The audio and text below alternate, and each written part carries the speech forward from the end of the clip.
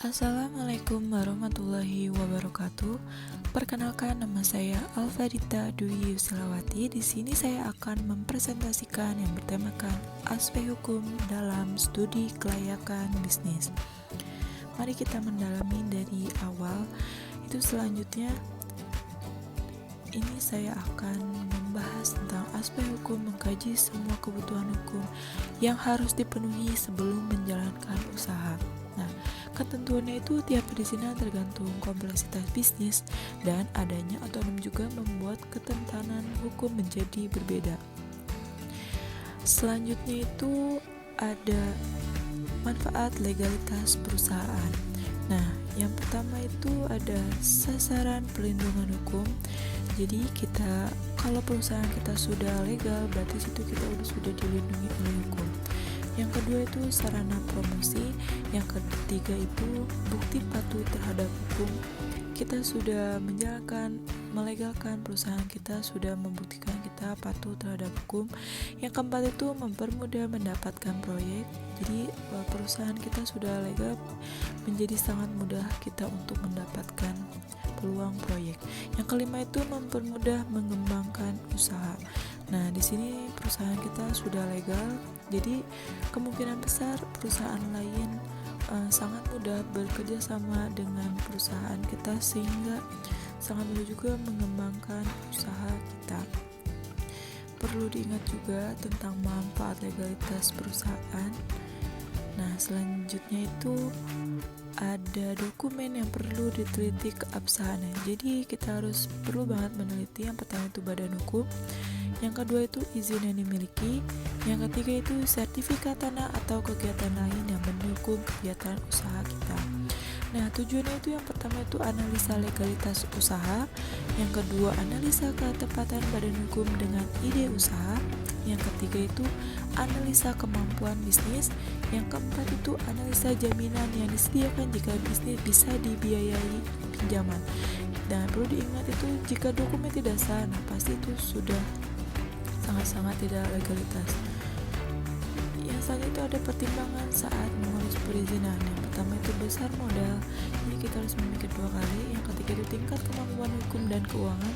Yang ketiga itu bidang industri yang dijalankan, dan yang keempat persyaratan perundangan yang berlaku.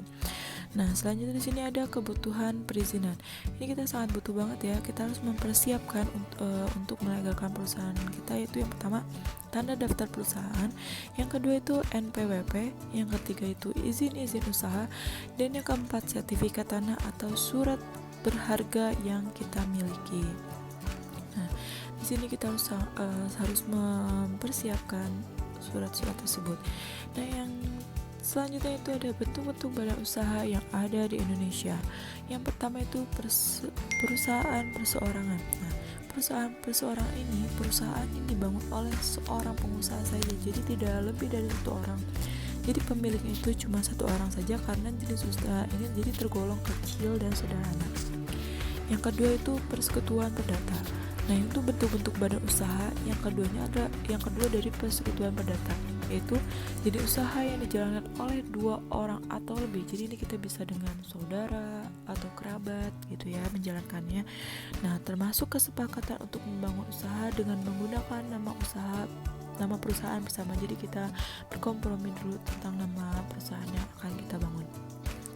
Yang ketiga itu ada persekutuan firma. Persekutuan firma itu badan usaha yang dijalankan oleh dua orang atau lebih, sama kayak yang di atas. Itu membedakannya yaitu persekutuan perdata jika salah satu pemilik firma berhutang, maka jadi seluruh pemilik itu menanggung hutang tersebut. Yang keempat itu persekutuan komanditer. Di sini kita bisa baca itu pemilik aktif dan pasif saja.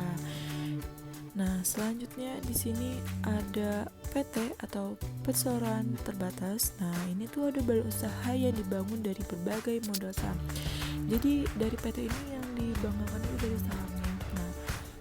Nah, pemilik adalah orang yang menanamkan modal saham. Jadi pemiliknya itu yang memodalkan modal saham. Nah, di dalam perusahaan itu terbentuk PT modal saham bisa membelikan sesuai plan. Jadi bisa jual beli saham kepada pihak luar, yang artinya itu pemilik modal terbanyak di perusahaan itu selalu dinamis. Maka pemilik suatu PT itu bisa permanen, bisa juga berganti tergantung kembali modal saham yang paling tepat. Selanjutnya ada perusahaan negara umum atau perum adalah badan usaha yang dijalankan oleh pemerintah yang tujuannya itu untuk meningkatkan kesejahteraan masyarakat dan masyarakat. Nah, sampai di sini sudah mengerti kan tentangnya. Sekian presentasi dari saya. Terima kasih. Wassalamualaikum warahmatullahi wabarakatuh.